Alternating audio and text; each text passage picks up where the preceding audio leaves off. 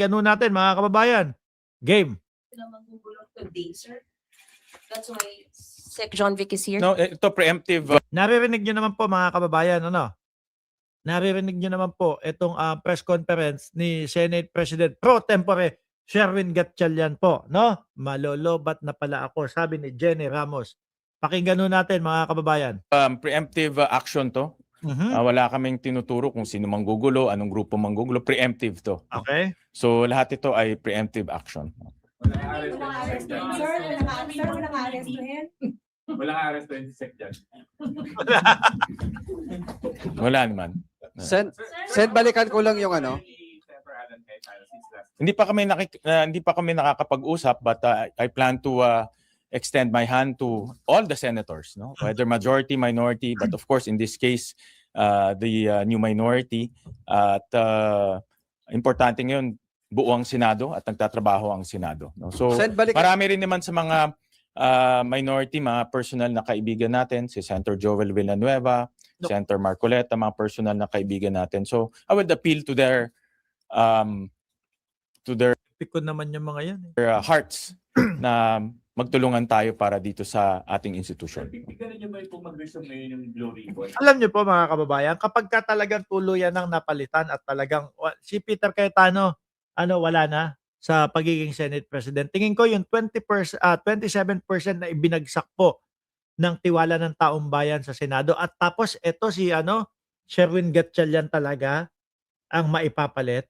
Babalik po ang tiwala ng mamamayang Pilipino. Bakit po? Kasi tingnan nyo, pwede namang si Risa Ontiveros ang i-push nitong bagong majority. Pero hindi nila ginawa. Bakit? Kasi iisipin ng mamamayang Pilipino, nako, magiging bias si Risa Ontiveros kapag siya yung maging Senate President or whatever diyan sa impeachment ni Sara Duterte.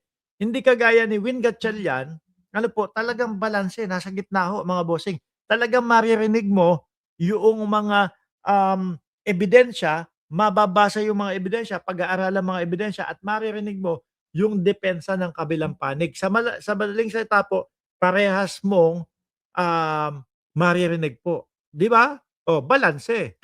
Ang Blue Ribbon Committee ay nag-reschedule. Ang bagong chairman natin, si Senator Erwin Tulfo, ang kanyang declaration at announcement ay na-move niya yung Blue Ribbon hearing to June Until further notice. June 8 until Monday. Monday na pala. Sandali, ano yung ngayon ginagawa? Kasi naka-live si APC eh. Naka-live si Alan Peter Cayetano. Nakita ko lang ho, mga kababayan. Tapos, nakikita ko si Pia Cayetano. Mamaya ko nahanapin yun. Ano nangyari? Tuloy. Operation po sa session hall eh. Actually, hindi ko alam para saan yun, no? Hindi ko alam para saan yun. But wala tayong hearing today. No? So, Sir, ito how po do you sir. address the confusion that it's creating to the public? Kasi po kagabi, before matulog ang lahat, ibang document ang lumalabas, whether there will be a hearing or not. I think una-una yung mga partners natin tulad ng House of Representatives, in-affirm na itong proceedings yesterday. Nakita nyo naman, in-affirm ni Speaker Bogie D. After that, ang Malacanang rin, in-affirm yung proceedings yesterday. At sabi nga ng Malacanang, if I can borrow the words, legal yung proceedings. No? So, these are tawag ko partners kasi alam nyo naman, ang batas hindi mapapasa kung wala ang House of Representatives. Ang batas hindi rin maipapasa kung hindi pepermahan ng presidente. So these are partners para makapasa tayo ng mga mahalagang batas. Sir, paano po ang gagawin kapag halimbawa ay nagpumilit sila talaga na gamitin ng session hall para sa balak nilang pagdinig? At sabi ho kasi kahapon ni Senator Alan Cayetano ay ihaharap nila yung 18 Marines. Walang pagdinig ngayon. No? There's no hearing today. Yan ang announcement ng Blue Ribbon Chair na si Senator Erwin Tulfo. Papadlock po ba ang session hall or any committee room para hindi nila magamit? Hindi ako mahilig sa mga padlock, no? Basta sundan lang yung protocol. So ibig sabihin alisin ko na ho ito mga kababayan. Nasaan ba 'yon? Alisin ko na may mga protocols tayo for security. Alisin ko na si Sherwin Gatchalian kasi nakuha na po namin mga boss chief Amos yung Ito yung nagaganap na hearing ngayon. Mhm. Dali, kailangan ko lang ilagay ito. Charge of their Yeah. office, their duties. Section 2. The officers of the Senate shall be elected by a Rinig niyo po majority ba? Rinig vote niyo? of all its members. All its members, 13 po ang kailangan.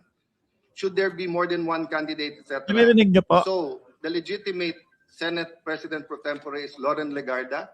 Our Senate Secretary is Jose Luis Montales.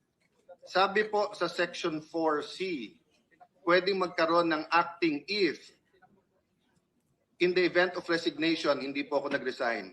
In the event of removal, tinanong ko sa mga kapatid natin sa media kahapon, did they Rinig niyo remove po, us no? yesterday? Sasalita si You Cayetano. need a vote of 13 to remove us. Am I dead? Death. I don't think I'm dead. Hmm. Absolute incapacity of the president. Siguro naman po I'm in control of my faculties, physical and mental, emotional, and spiritual. Dalawang beses Ilagay na kayo po natin. hindi Yung pumasok sinabi ni eh. Senator Pia ay mali. Manifesto. Pero kahapon tahimik silang lahat dahil alam nilang mali.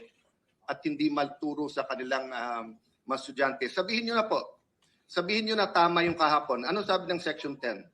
The term of office of the President pro tempore, the Secretary and Sergeant at Arms, shall begin upon their election and shall end when their successors shall have been elected. Nahalal na po ba yung kapalit ko?